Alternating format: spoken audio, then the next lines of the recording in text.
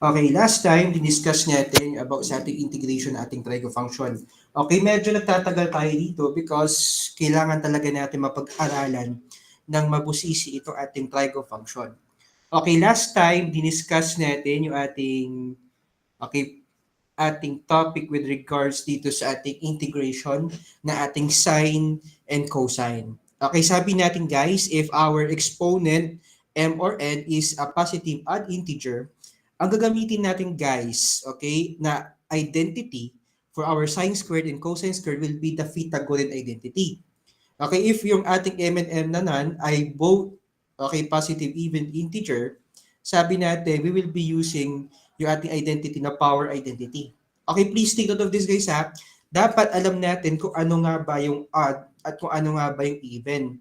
When we say odd, ito yung mga numbers na kung saan hindi mo ito madi-divided by 2. Okay, na kung saan yung even naman ay ito yung mga numbers na madi-divide mo by 2. Okay? If, sabi dito, tingnan nyo guys, no? Nakalagay dito, if m or n, kahit isa sa dalawa ay odd integer, ito yung ating gagamitin na identity. Kapag m and n, ibig sabihin silang dalawa or lahat na nakikita ng exponent ay even integer, ang gamitin natin guys na identity is yung power identity na tinatawag natin. Okay? So for example lang guys, no? Wait lang.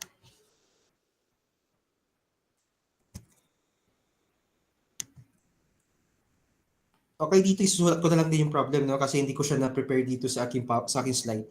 Okay, so what if guys, we have here guys, integral of let's say sine cube x and cosine cube x dx. Okay, sabi natin guys, this is our problem. Okay, anong Sir? gagawin? Okay, yes, narinig ba ako? Nag-flash ba sa inyo yung ano? Yung Wala, sir. wala? Wala Ah, ba? Wala, sir. wala pa rin? Wala, sir. Wala, sir. Okay, so okay, wait lang. I-share ko lang ulit. Parang ganun sa dati, no? Okay, share ko na lang ulit.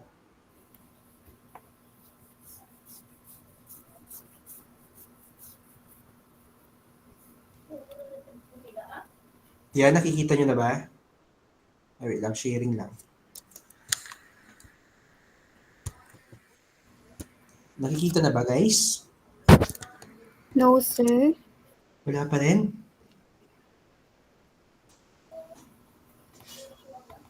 Meron na. Yung iba meron na daw.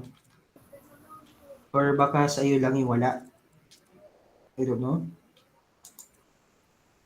Okay na? Please confirm. Okay, may mga na-confirm na meron na. Okay, let's say guys, we have here guys, sine cube x, cosine cube x dx. Okay, so let's try to answer this problem. Okay, dito sa problem na to, we have here sine cube x and cosine cube x dx. Okay, to solve for this, need natin munang i-check yung ating exponent. Yung exponent natin guys are both odd integer. Pero kahit isa lang naman dito yung odd integer natin, okay, pwede mong gamitin or gagamitin natin talaga dito ay yung ating Pythagorean identity. Okay, so dito guys, sa problem na to, okay, mamili ka na lang guys dito guys, or pwede mo lang gamitin si cosine, pwede mong gamitin si sine because either way naman kapag nag-let you tayo dito ng isang trigo function, lalabas lang din naman isa. So dito para hindi natin mahirapan, ang gamitin na lang natin guys is yung ating sine. Okay, di ba sinabi ko sa inyo last time, kapag meron kayo dito, okay, kapag meron kayo ditong exponent na odd, ang gagawin natin, ilalabas lang po natin yung isa. Tama ba? So, ihiwalay natin yung isa. So, we have here, sine squared x times sine x multiplied by cosine cube x dx. And since meron na tayo ditong sine squared, anong gagawin natin? Since may sine squared na tayo dito, ang gawin natin dito guys ay gamitan na po natin ito ng identity. Okay, again, kapag ang exponent natin guys dito sa original natin na function is odd, ano po yung exponent na ano po yung ating identity na gagamitin? Is it the Pythagorean identity or the power identity? Anyone? Pythagorean, sir. Okay, thank you. Very good. It is the Pythagorean identity. So, using Pythagorean identity dito sa ating sine squared, saan equal si sine squared natin, guys? 1 Sine, minus... yes. Nalipat ko, 1 sir. minus, Nalipat ko. Kalimutan ko, ayun, sir. nalipatam. Okay, 1 minus cosine squared x. Tama ba? Okay, multiplied by sine x cosine cube x dx. dx. Okay? Very good. And after that, guys, since meron na tayo dito ang identity natin, okay, ang gawin natin, guys, na next is to distribute this cosine cube x inside our parentheses. So we have here cosine cube x minus, okay, cosine cube x multiplied by cosine squared x. Ilan po? Cosine. Raised to 5, sir. Okay, very good. Raised to 5x. Thank you. Times sine x dx. Okay, dito guys, pwede mo na itong i-direct na integration. But if in case na hindi mo kaya mag-direct integration, okay, ang gawin natin dito guys is mag-let u na lang tayo. Okay, letting u equal to cosine of x, your du will be equal to what? What is the differential of cosine Sine, x? sir. Sine x Okay. dx. Is it positive sign or negative sign? Negative sine x, sir. Okay, negative sign x dx. Guys napaka-important guys ng sign natin. Because magkamali ka lang ng sign, mali na yung sagot mo. So dapat kabisado din natin guys kung ano ba yung magiging sign, okay, ng ating magiging derivative ng ating mga function. So this is negative sin x dx, this is positive sin x dx. So to cancel this negative sign, we will multiply negative 1 sa ating both side of the equation or we'll divide both sides by negative 1. Either way, pwede naman. So we have here guys, negative du equal to positive sin x dx. But again, ulitin ko, if na-visualize nyo na, okay lang na hindi nyo na ito gawin. Pero kapag hindi nyo pa na-visualize, gawin natin. Magmano-mano tayo. Okay? So substituting, okay, these values dito sa ating original equation. So cosine of x is equal to u. So we have our u cubed minus u raised to 5 multiplied by itong sin x dx is equal to negative tu. Okay? And after that, ayusin natin. Tama ba? After that, ayusin natin. Okay, so gawin natin dito since meron tayo ditong negative, okay, negative na, ilabas ko na lang siya. So negative integral of u cubed minus u raised to 5 du. Okay? So dito, okay lang naman guys na i-distribute mo sa integral du, okay lang naman hindi. Pero hindi ko na siya distribute. Ano po yung integral nitong ating u cubed natin? What is the integral of this u cube? Anyone? U raised to 4 over 4, sir. Very good. U raised to 4 over 4. Okay, minus. What is the integral of this u raised to 5? U raised to? 6, sir. Okay, over? 6. Okay, very good. U raised to 6 over 6. Let's see. Okay, so ayusin natin to. So we have here guys, negative. So yung u natin is equal to what? It is equal to cosine. So cosine raised to 4x over 4 minus cosine raised to 6x over 6. Let's see. Okay, so this will be our answer. But if in case na gusto natin itong i-simplify pa further, pwede naman. Okay, simplifying this further, what will be our LCD? Ano LCD natin kay 4 and 6? 4 and 6. 24, sir. 24, sir.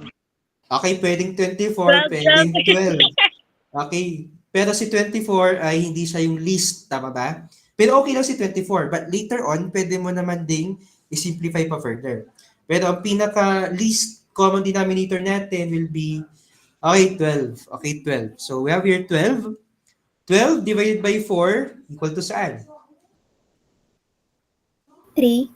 3. So 3. So 3. Edisin ko lang. 3 multiplied by cosine raised to 4x.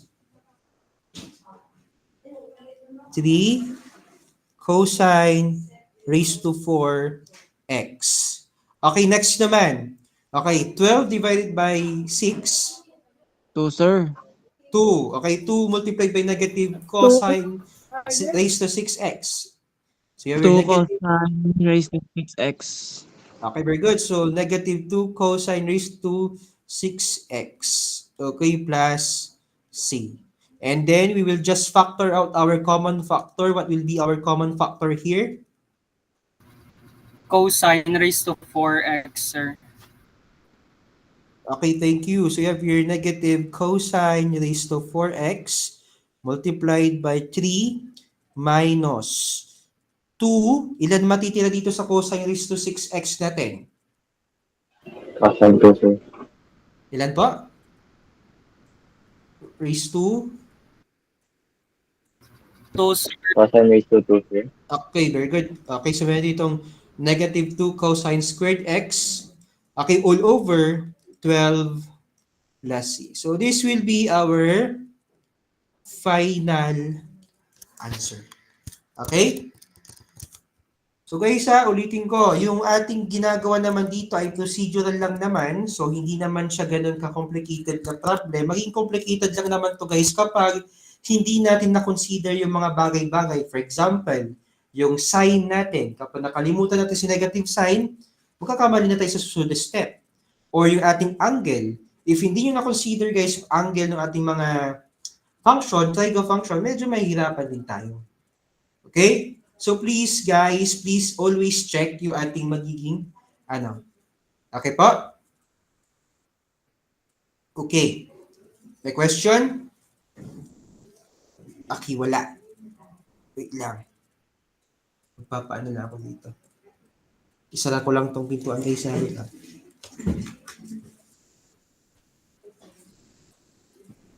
Ma'am, sara ko lang.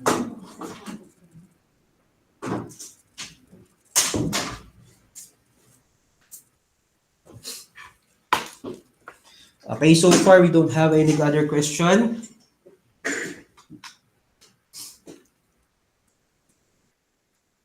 Okay, next problem. If we don't have any other question, next problem tayo. Okay, what if guys, meron naman tayo dito integral. Okay, let's say we have here integral of ano bang maganda?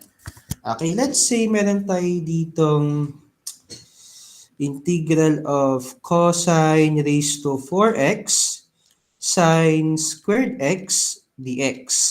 Okay, dito sa problem na to, these are both, okay, again, these are both, Even, sir. excuse me. Okay, these are both even. Okay, kapag both are even, anong gagawin natin?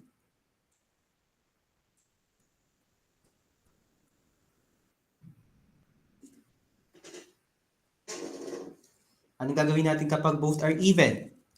Okay, ganun guys, di ba? Anong identity gagamitin natin?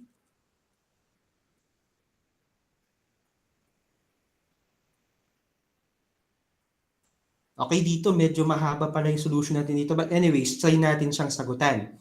Okay, since both are even guys, gagamitin natin ito ng power identity. Okay, pero mag-ingat tayo guys when we use power identity here. Okay, nasusundan? Okay, dito guys, medyo mahaba-haba yung magiging solution pala natin dito. Okay, but anyway, since gagamit tayo dito ng power identity, as we can see, ito ay both are even. Okay, since ito ay even na dalawa, kung titignan natin guys, okay, itong cosine raised to 4x natin, so magiging cosine squared x squared, this will become sine squared x dx. Okay? And sabi natin guys, saan equal guys yung ating cosine squared x using power identity? Sine, Saan sir. equal to? Power identity.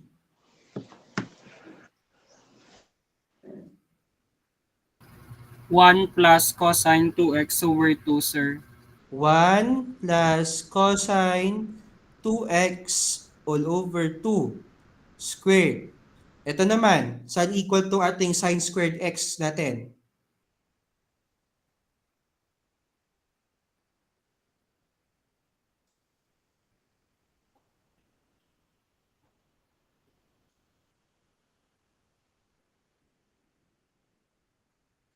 Medyo mahaba pala to.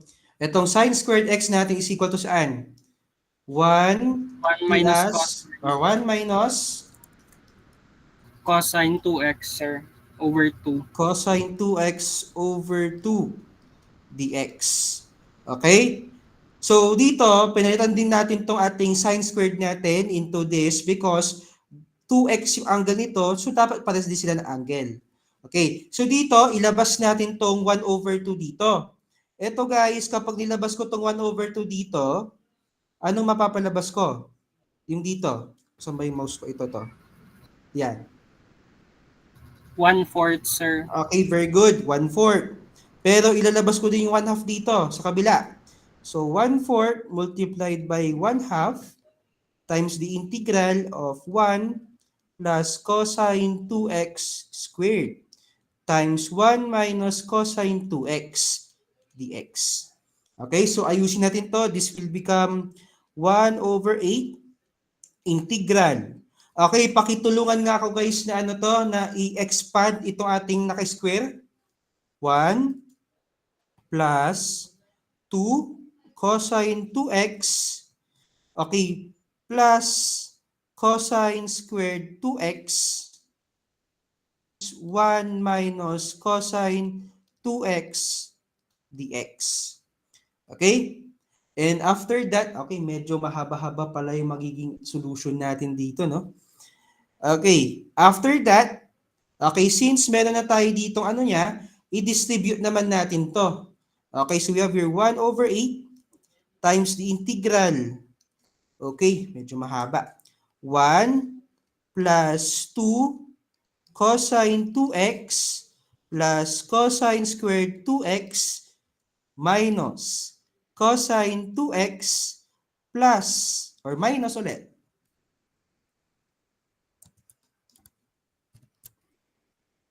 minus 2 cosine squared 2x, okay, minus cosine cube 2x dx. Okay, may na-miss out ba ako? Okay, kompleto naman na. Tama ba?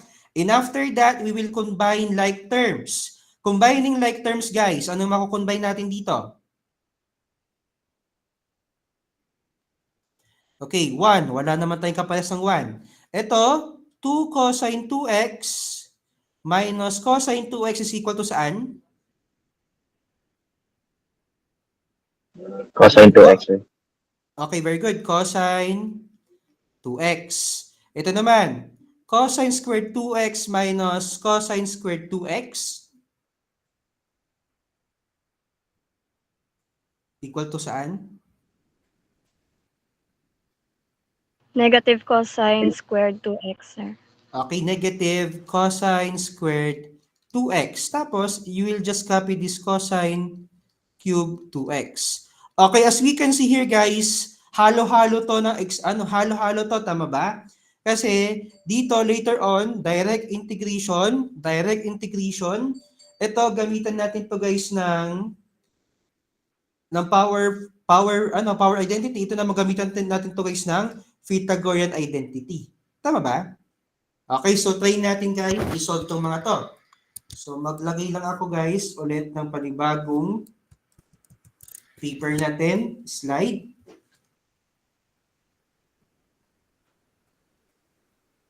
Okay. So we have here 1 over 8 integral of, hindi ko siya memorize. Okay, 1 plus cos 2x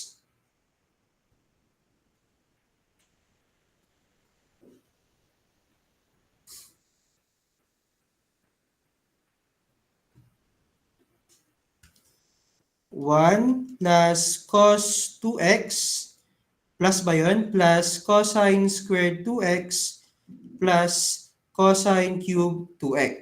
Okay, check ko na lang guys yung sign natin kung tama. So we have here guys, okay, minus yung dalawa. So we have here minus 2.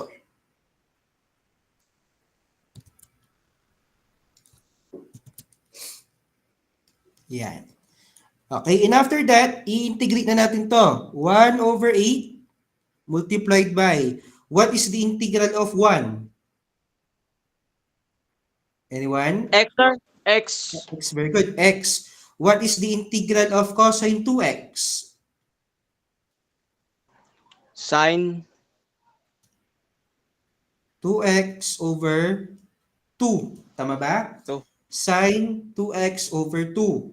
Okay, how about the integral of this? Okay, dito, medyo hindi pa natin siya masolve. So, ilagay ko na dito, minus integral of cosine squared 2x minus the integral of cosine cube 2x. Or, ayusin ko na lang to. Cosine squared 2x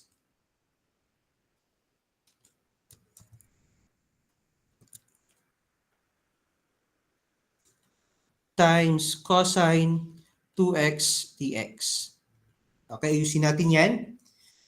So, 1 over 8 integral, or 1 over 8 times x plus sine 2x over 2.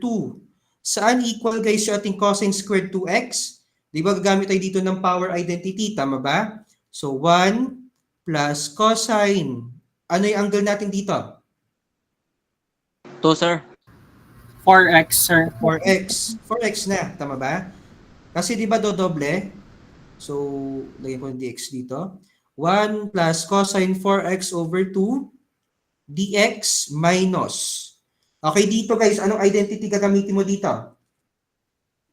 Pythagorean, tama ba? So, 1 minus sine squared 2x, okay, times cosine 2x dx. Okay, plus c. Okay? So, para hindi ka na dito mahirapan, guys, okay, ayusin ko na lang, i-rewrite ko to. Medyo mahaba lang siya, guys, pero actually madali lang siya. Check nyo din, guys, baka may na-miss out ako. 1 plus cosine 4x dx, okay, minus integral of 1 minus sine squared 2x cosine 2x dx. Okay, so dito guys, para hindi ka mahirapan, pwede ka naman mag-let u. Okay, let u equal to ano? 4x. Dito kasi, direct integration to. So, ang i-let u mo dito is yung ating angle. 4x. So, du mo dito will be 4 dx. So, ibig sabihin, may divided by 4 ka dito. Tama ba? Dito naman, since ito ay walang direct integration dito, ang i-let u mo naman dito guys is yung mismong trigo function. So, sine 2x. So, du mo will be, ano po yung du natin dito sa sine 2x?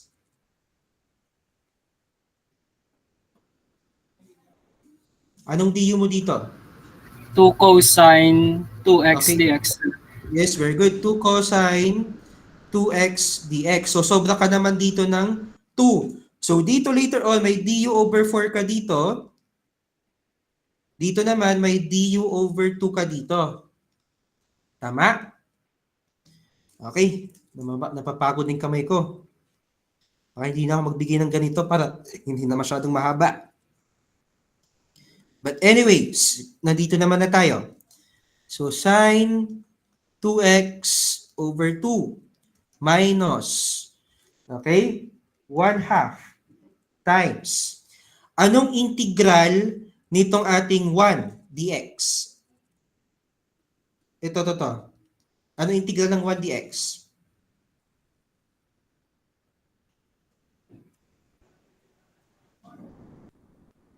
X, sir. Okay, very good. X. What is the integral of this cosine 4x? Sine, sir. Okay, sine Sine 4x over 4. over 4. Thank you. Sine 4x over 4. Okay, dito guys, pwede ka dito mag-substitution, no? Para makita nyo. Okay? Isulat ko dito sa kabila. So, integral of 1 minus u squared. Ito naman magiging du over 2. Diba? So this will become 1/2, okay, times u minus u cube over 3. Okay? So kapag isusulat natin yan dito, meron tayo dito ang negative 1/2 times yung u. Yung u mo ay sine 2x. Okay, so sine minus sine cube u or 2x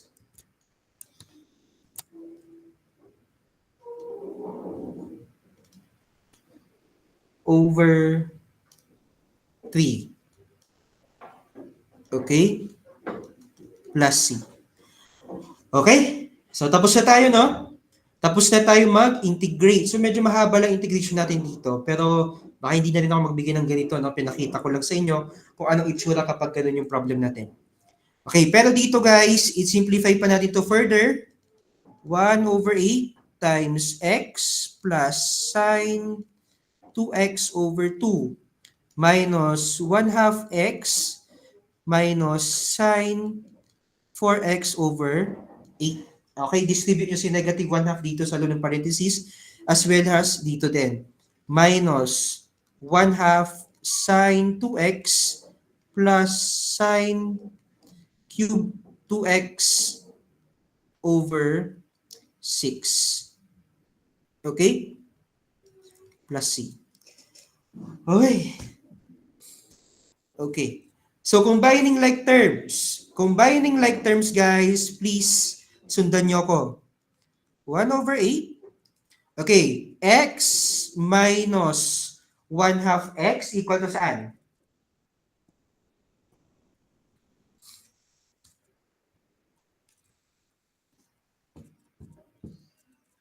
X minus 1/2 x equal to saan?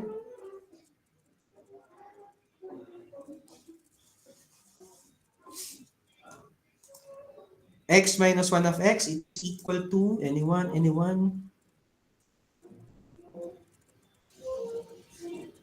X minus 1/2 x. Alam niyo yan. Positive 1 at Positive 1. 1 at 1. Okay, very good. So, positive 1/2 x or x over 2.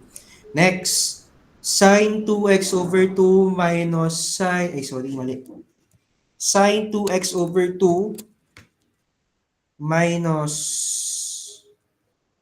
sine 2x over 2. Okay, pares lang yan guys ha. Sine 2x over 2 minus sine 2x over 2. Ilan yan? 0. Tama ba? Magka-cancel sila, no? Magka-cancel sila. Okay? Okay, tapos ito, i-copy mo na lang.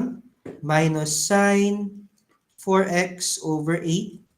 I-copy mo na lang din to plus sine cube 2x over 6.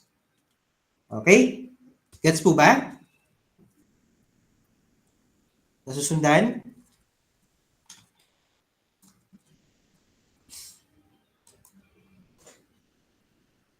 Okay, so far Yes, may sir. question? Okay, sige. No. So okay, No, so sir. far this will be our answer. Pero if in case na we want to, let's say, we want to simplify this further, pwede naman, walang problema. Okay?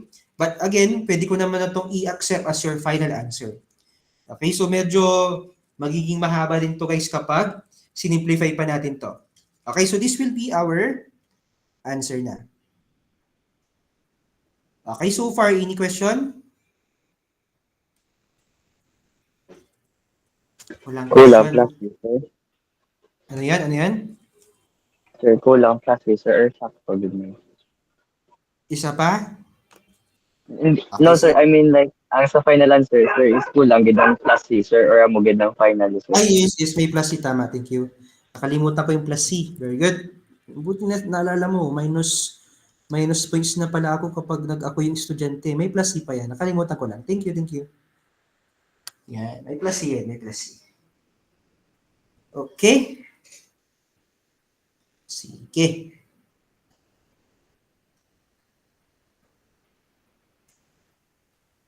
Okay. Wala tayong question. Okay, since wala tayong question, guys, okay, proceed tayo, no? Okay, maybe assignment nyo, magbigay ako ng assignment ulit, no, para madagdagan yung assignment nyo.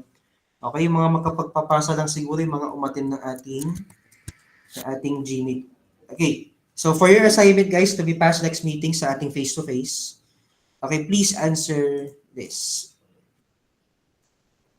Integral of cosine raised to 4 x dx. Okay, so pakiano na lang to. This will be your assignment.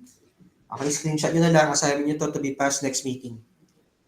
Okay? Okay, sir. Higher.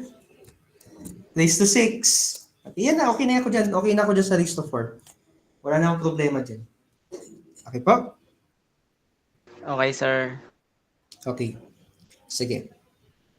So siguro, para mas mano natin, try naman natin guys, yung ating trigonometric integrals using powers of tangent, secant, cotangent, and cosecant. Kasi puros sine tsaka cosine naman yung pinag-aralan natin eh. Punta naman tayo sa ating tangent, secant, cotangent, tsaka secant. Okay? So dito guys, for example, we have here secant raised to 4, 2x all over tangent raised to 9, 2x dx.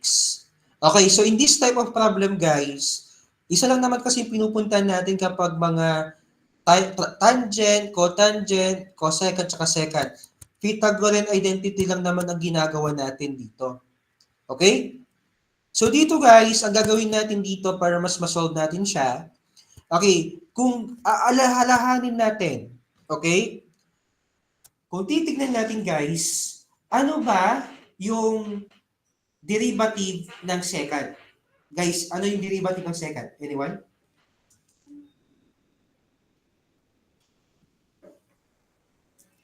What is the derivative of secant?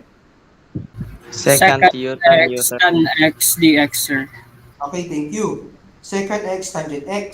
Ano naman yung ating derivative naman ng ating tangent x? Second squared X, sir.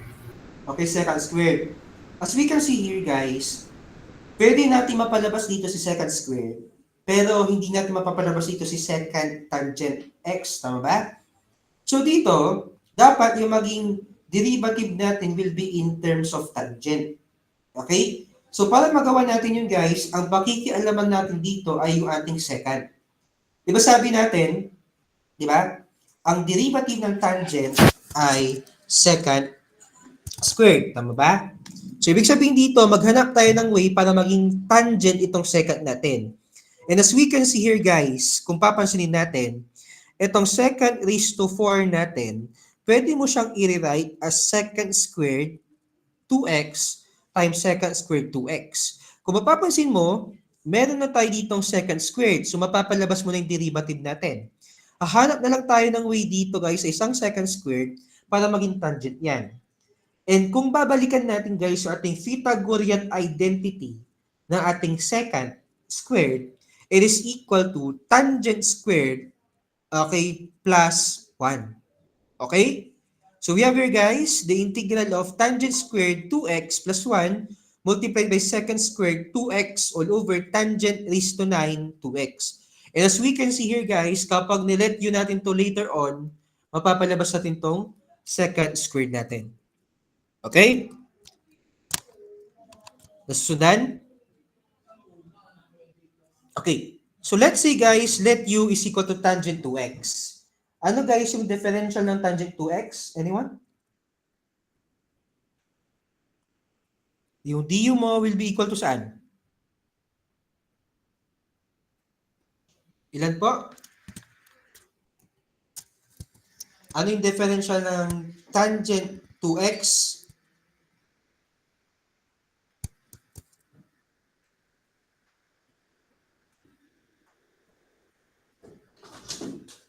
Yes, ma'am.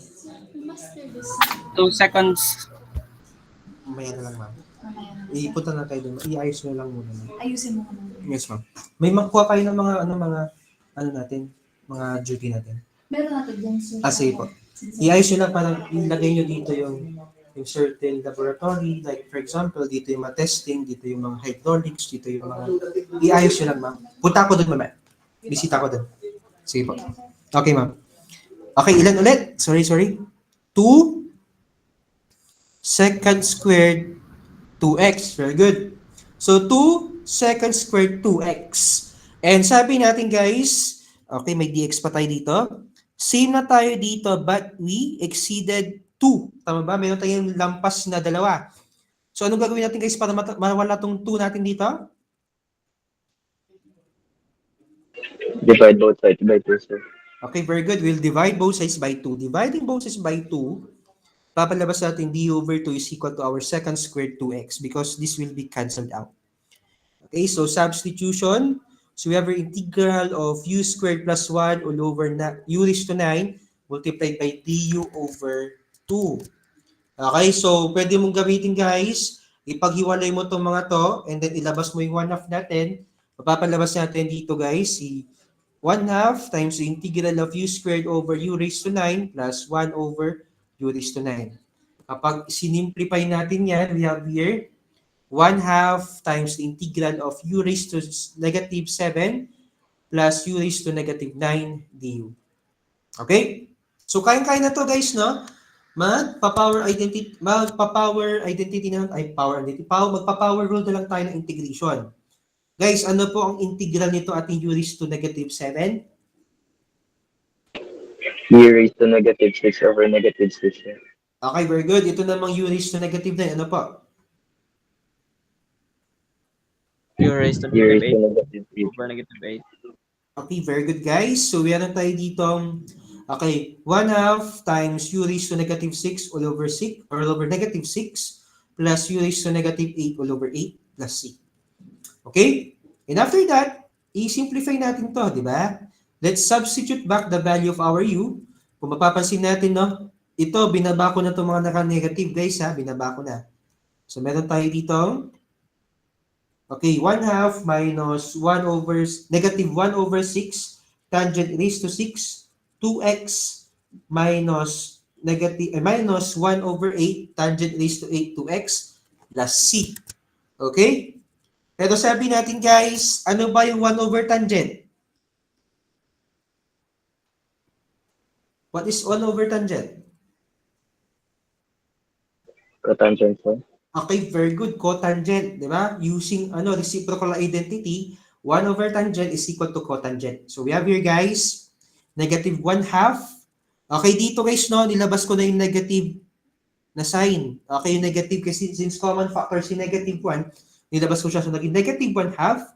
Kapag nilabas ko si negative, magiging positive na to.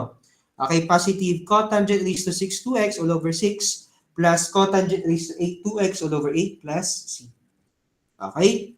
And then, to simplify this further, pwede mo namang ilabas guys yung ating common factor or pwede mo na munang hanapin dito guys yung ating LCD. Okay? So dito, ang ginawa ko na lang dito guys, nilabas ko yung common factor na 1 over 2, kaya meron tayo yung negative 1 over 4, cotangent raised to 6, 2x over 3, plus cotangent raised to 8, 2x over 4. LCD natin dito guys, ano? Ano LCD natin dito? Sa 3 and 4. 12, sir. 12, very good. So 12. 12 divided by 3, 4. 4, sir. 4 times cotangent raised to 6, 2x 4 equal to... cotangent raised to 6, 2x. Okay, thank you. How about dito? 12 divided by 4? 3, sir. 3. 3 times cotangent raised to 8, 2x. 3 cotangent raised to 8, 2x. Very good. Magaling na kayo, guys. Okay, and after that, i-simplify pa natin further. Pwede mong ilabas yung common factor. Our common factor dito ay cotangent raised to 6, 2x. And then, ipagsamahin natin, guys, yung mga fraction natin. So, mapapalabas natin dito, negative cotangent raised to 6, 2x times 4 plus cotangent squared 2x all over 48. Okay, plus c. So, this will be our answer, guys, dito sa problem na to. Okay, sa triangle function, guys, kung papansinin natin, di ba? Kung papansinin nyo, paulit-ulit lang yung gagawin natin, di ba? Doon sa huli, palagi tayo may nilalabas. Tapos palagi natin pinagsasama yung mga fraction natin. Medyo magkakaiba lang tayo or medyo mahirapan lang tayo dito kapag hindi mo kabisado yung derivatives ng mga trigo function. Tapos kapag hindi mo na-consider yung angle ng ating mga trigo function. Okay, please, sana kabisado natin guys itong mga ito. Okay?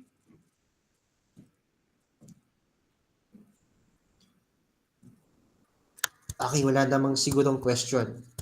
Okay, siguro para mas maano natin guys, okay, for your seat work, I think this will be my last problem na for today.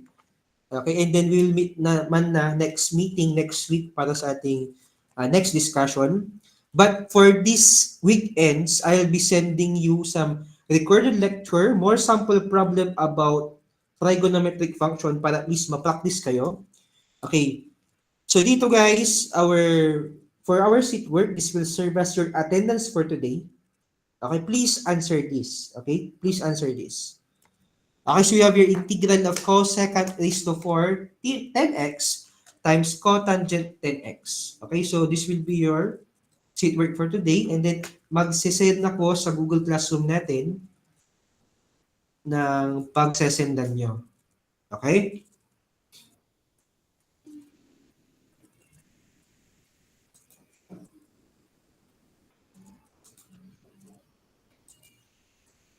Okay, so may seat work kayo ulit na ilalagay ko dito sa ating Google Classroom. Okay, and hoping na sana gawa natin siya today. Okay, may date ba kayo ngayon guys? May date ba kayo? Kailan due date, sir? Ngayon lang din, ngayon din, di ba? Kasi seat work niya to. 11:59 p.m., sir. Isosolve din natin to ngayon guys. So ngayon nyo na ngayon nyo na gawin. Okay? Isosolve din natin to. Ikaw, Jordan, sinong kadate mo, Jordan? Wala, sir. Wala? Tambay lang sa bahay. Mamaya, lalabas ko eh. Di pa sure, sir. Ikaw, Semery, sinong kadate mo? Ano po, due date. Ha? Due date lang sa GCR, sir. Gusto mo kayong dalawa lang ni Jordan mag-date? Di pwede, sir. Ay, bakit? Meron ka ng kadate mamaya? Yes, sir. Sino? Siyempre, jowa ko, sir. Ay, may jowa ka pala. Okay, sige. Pakisagutan na lang to. Dapat pala nagpa-exam ako ngayon, no? Kaya lang, online tayo eh. Maganda sana magpa-exam ngayon, no? Kapag mga ganitong panahon. Diba? Kukunti naman kasi natin dito eh. Later so much, sir. Ha? Ano yun si Mary? Wala po. O kasi remark ang kadate. Okay, yes, Fletcher. Sinong gusto mong kadate? Ano yung Fletcher?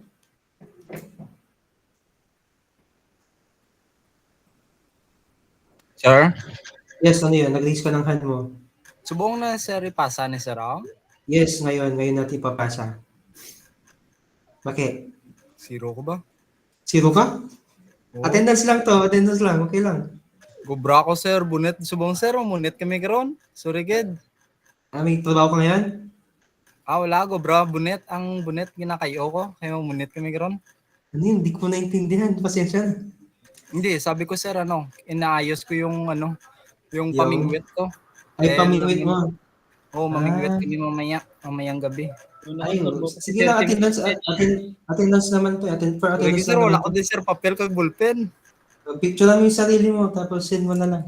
Selfie. O sige sir, sindan lang ka sir, may dadakop ko isda karon. Sige, send mo po isa. Nice. Anong, Thank you, sir. saan ka mamimingwi? Dream lang sir sa sir sige maras. Sa Gimaras? Taga Gimaras ka? Oo sir, gagaw lang din sir.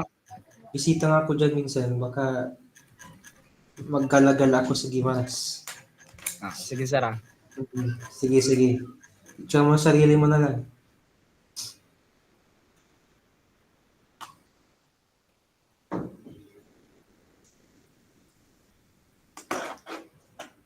Yung iba siguro kaya hindi pumasok kasi ano eh, may date sila.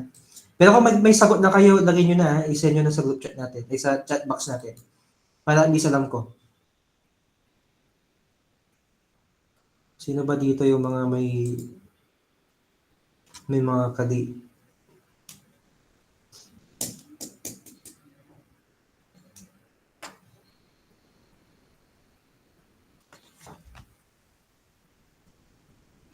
Si Charles, siguro may kadi ka, Charles, no?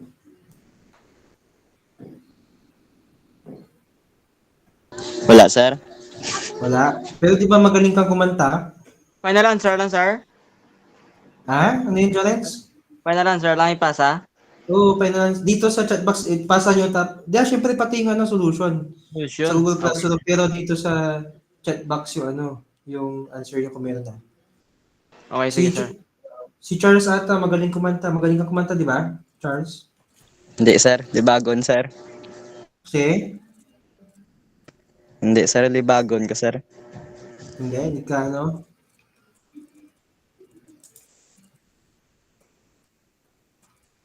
Sino magaling kumanta dito? Si Kayla Zelis, sir. Si Kayla. Kishwar, sir. Si Kishwar. Kishwar, sir. Sagada magkanta. Yes, sir. Ah, sige, si Kishwar. Kanta ka nga, Kishwar. Ano, sir? Kakanta ka raw. Nagsasolve ako, sir. Nice Bye. song ka, di. Ay, grabe naman yan. Oh, mayroon na bang may tapos na dyan? Si Kishwar sa The Voice, sir. Sino, sir? Si Kishwar po nasali sa Kasali sa The Boys. Ah, sumama siya? Asa si John Mark Tan, sir. Wala ata dito. Ay, si Jen Mark. Ay, oh, magaling kumanta yun. Mamaya kakanta sila. Si Rosen, sir. Idol na, sir. Si Rosen? Si Randolph siguro, magaling kumanta to. Si Randolph eh. Talented daw siya eh. Ganon din si Kayla, sir. Magaling Birthday tumula. ngayon ni Fletcher, sir. Birthday ni? Fletcher. Fletcher. O, sinong gustong... O, kantan mo siya, Jen Mark. Sige na, kantan mo siya. Birthday niya ngayon, di ba? Pati ka na, sir. Hindi, sir. Legal pa to, sir. Ha? January Di ba? pa to. Sa January pa? Tapos na pala. Ba't Oo, di mo sir. sinabi? Nahiya ako, sir. Tapos sinabi mo, kung sinabi mo sana, may plus ka. Wala eh, wala.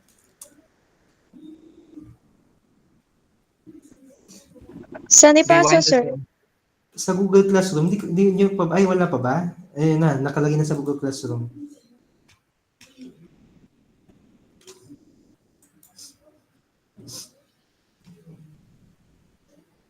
Ah, ito.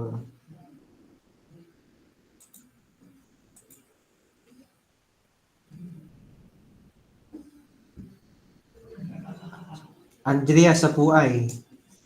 Mag-exam ka na sa March, ah. March. Final exam mo na March. Diyan ka ba? Yes, sir. Mag-exam ka sa March, ha? Ikaw ang pinakauna mag-exam. Sa final, sir? Oo. Okay. Sige.